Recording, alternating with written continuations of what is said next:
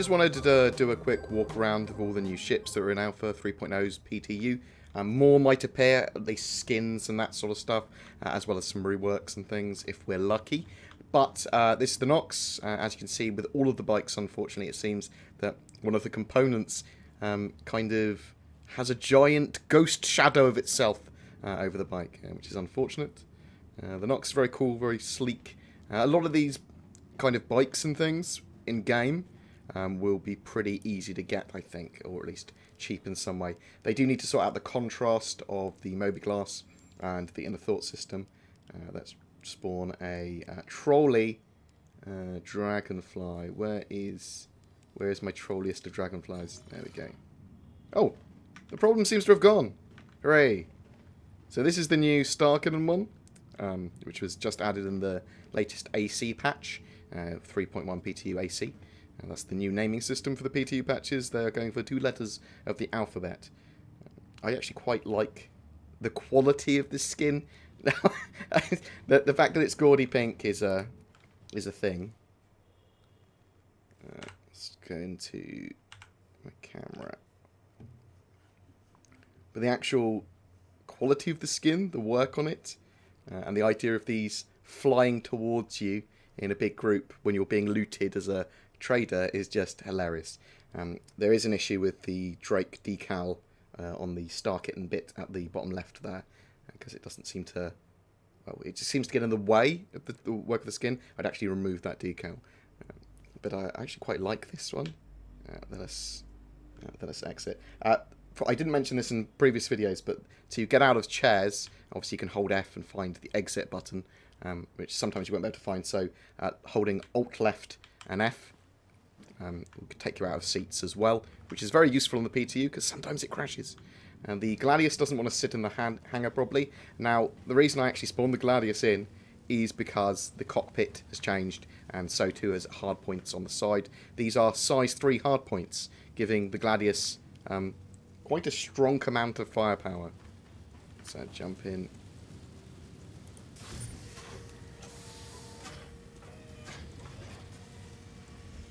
Some of the landing gear in the PTU doesn't compress properly still.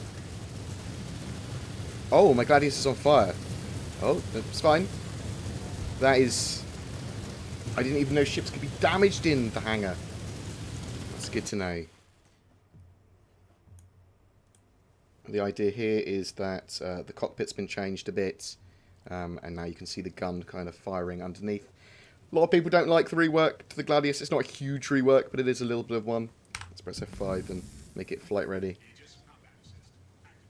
So F5 is your friend as well. It will make ships flight ready without you having to hold F for the inner thought system like this. And, oh, I'm pretty sure that fire would kill me pretty quick. Let's exit this one.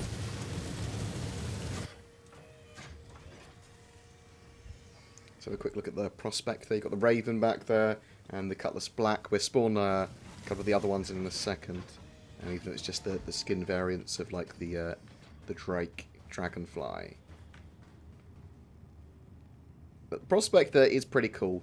It's a shame, however, that we don't have mining in 3.0. It's coming in 3.1. And obviously all the stuff with land claims recently. You're not going to need a land claim to go mining. You can go mining pretty much wherever you want with the Prospector, just not on other people's land. And it will be... I think my Prospector's being damaged as well. Let's get inside. Let's go through here.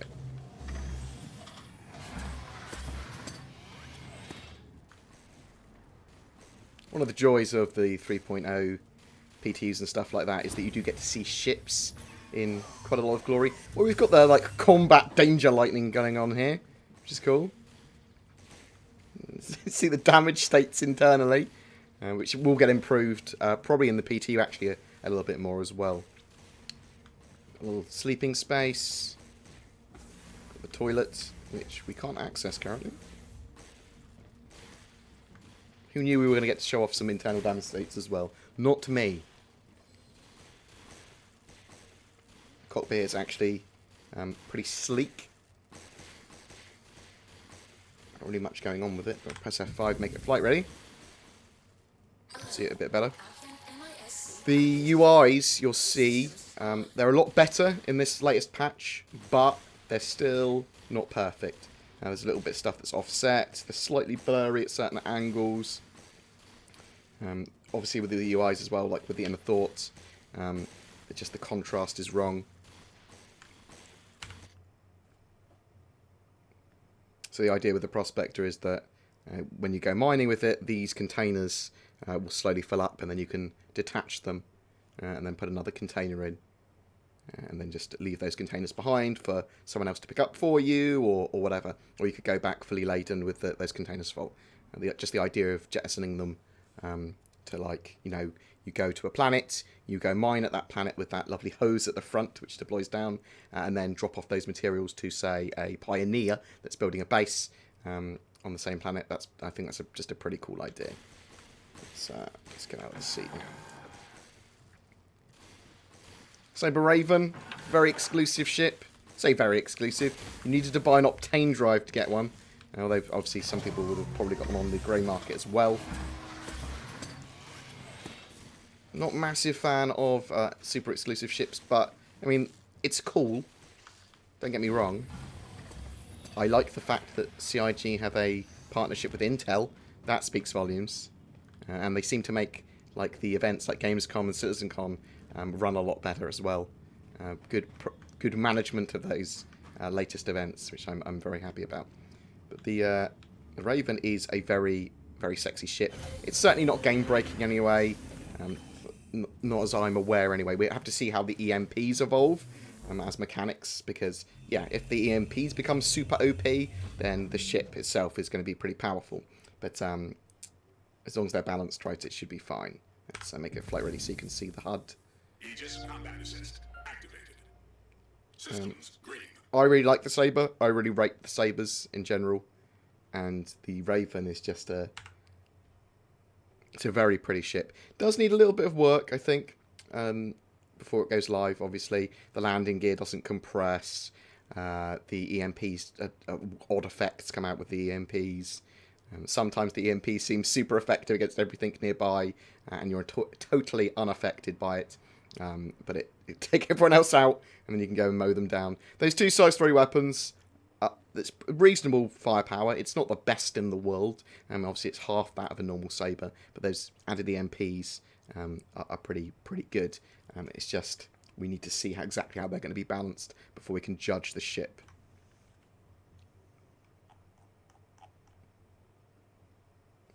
Let's jump out. Right, let's go check out the Cutlass Black now. So this has had quite a big rework. I suspect this will be going up in price a reasonable amount when 3.0 goes live as well. It's possible that it'll go up in the anniversary, so... But it's a lot more chunky. It's a lot larger. It's got armor everywhere. The ship has been given... This was on fire as well. We get to see the damage stakes inside here as well. Let's turn on my flashlight. That's pretty cool. I thought those were wires, but apparently they're gas pipes. Literally unplayable if they're wires. Or maybe it's like heavy electricity. Let's close this door. So a lot of these doors are now operated by panels. So, for example... Close like that. They do need to sort the contrast out. I mean, I'm going to keep on saying it. Side doors open as well, which is really cool because obviously they've moved away from docking collars being a thing for ship-to-ship docking, but EVA is a big thing. And this ship is sealed from the cockpit to the rear, so obviously if you open those doors, this section of the ship would become depressurized and the atmosphere would vent, but it does allow you to very quickly EVA out for boarding, for grabbing cargo, and then grabbing cargo back in. You could also have a Dragonfly or 2 inside here as well, which is pretty cool. I really like what they've done with the Cutlass Black. I'm glad they reworked it.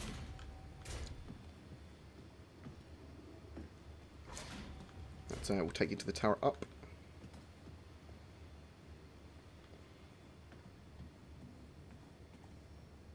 Still got the 2 seats, the pilot and co-pilot. The Cutlass is going to be pretty pretty good as a ship. Like, I honestly think it's an alternative for Hoplite, the Vanguard Hoplite. It's got a load of firepower on it. Let's have a look at the rear and side sections. It's just so much chunkier, and it looks so nice compared to what it was. It really coming into its own as a Drake ship.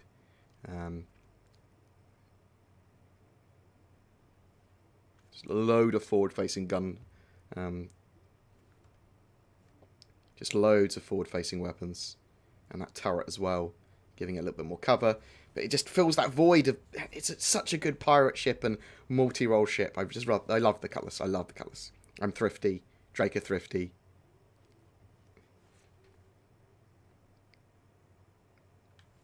So let's have a look at the actual HUD.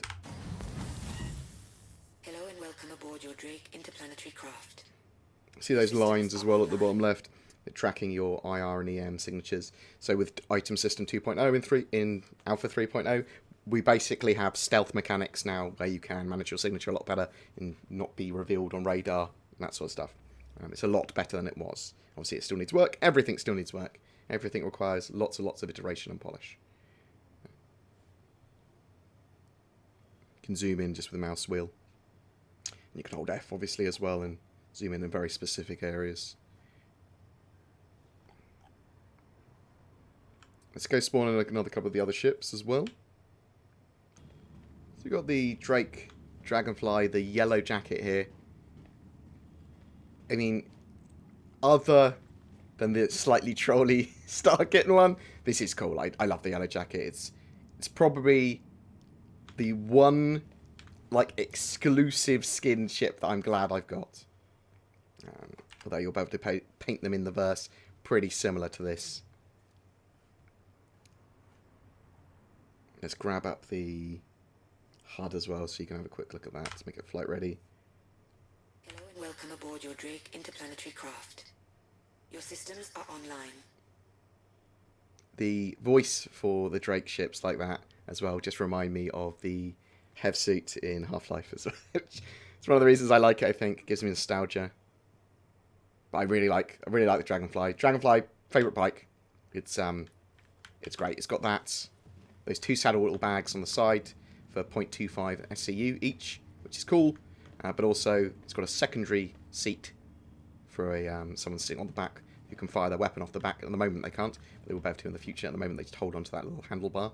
But you can also just instead put a 0.5 crate of SCU there, which is awesome, because you can carry back things of a larger size than you would normally be able to carry to your ship quickly, which is one of the reasons I love it. And then we obviously got the, unfortunately, the ghosting of the component, but this is the standard one, just in black. Some people like this one. I just like yellow. The yellow one's just cool. Right, we've got Constellation Aquila here, or Aquila, or Aquila, or Aquila, however you want to say it.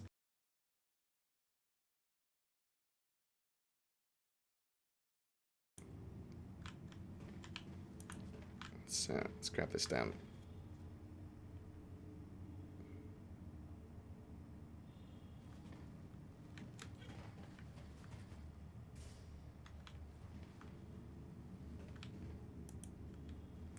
Oh, I don't want to go up on those ladders. Ladders are still death. Oh, I think my ship's on fire, which is fine. That's how I wanted it.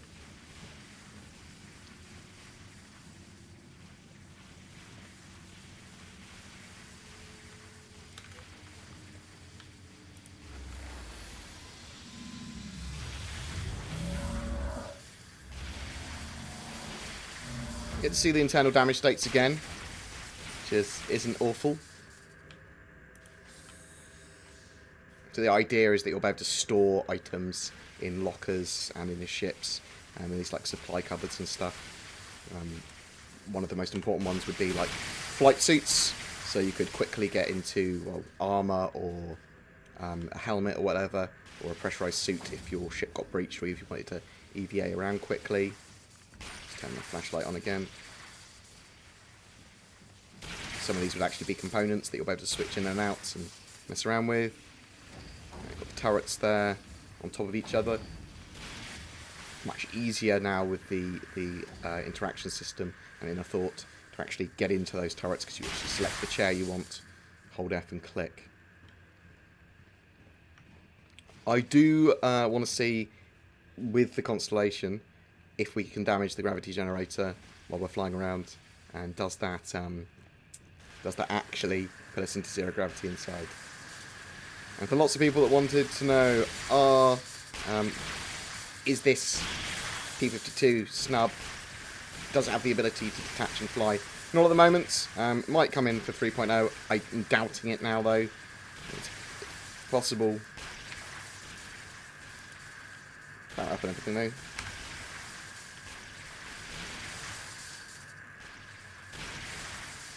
We are looking forward to the mechanics of being able to detach parasite ships, because this will also probably mean that the Cutlass, not the Cutlass, the Caterpillar will get the ability for its command module to detach pretty soon afterwards.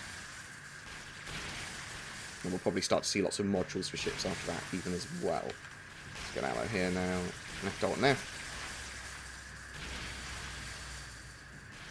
Oh.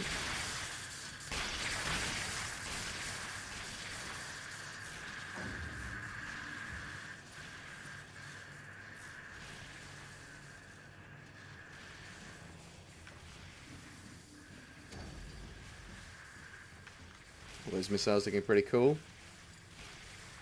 The Constellation's having quite a large amount of missile ordnance to rain upon fighters and things like that. Pretty versatile ships. Let's jump in.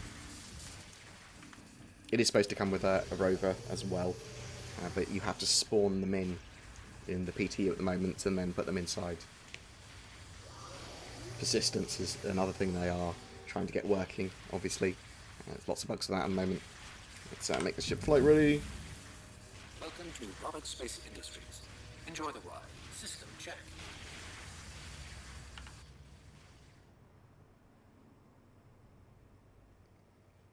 Changing paint job's pretty cool. Quite like the Aquila as a ship. It's just I have like an 890 jump and things like that. Like, meh. And I'll probably, when I'm taking a ship out, it's like I quite like the Hammerhead. Like, I kind of want my multi-purpose ship to be the Hammerhead, depending on what vehicles can fit inside it, because it does have a cargo ramp, and I think if you can get a solid vehicle in there, it'll be great for going to ground, going onto planets, because you can have its turrets defending the ground like a ground installation, because of those articulated turrets, the way they come out.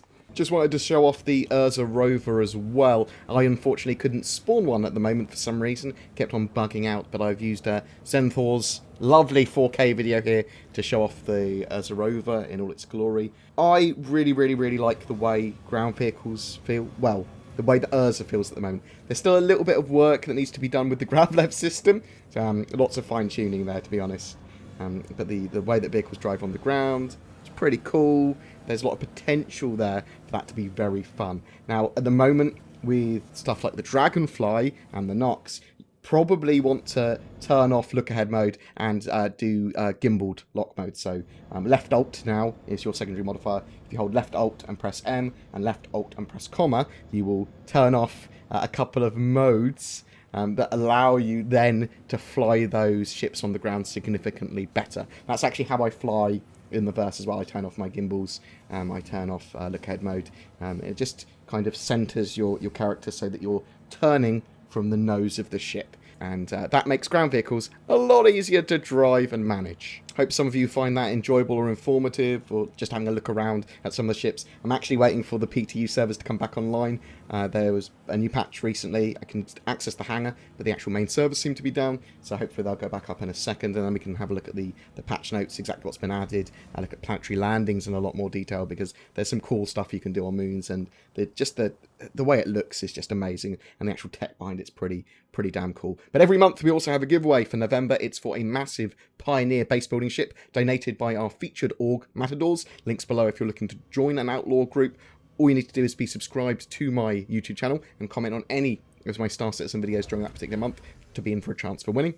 Do you have any questions about the new ships that are in 3.0's PTU and all that sort of jazz, or about 3.0 in general, about Star Citizen development in general? Chuck them in the comments below. A special thank you to my Patreons for allowing me to create the amount of content I do. If you're interested in becoming one of them, then you can find the links to Patreon as well as everything else we've talked about below. Please don't forget to like and subscribe, as it really does help me, and I'll see you in the verse.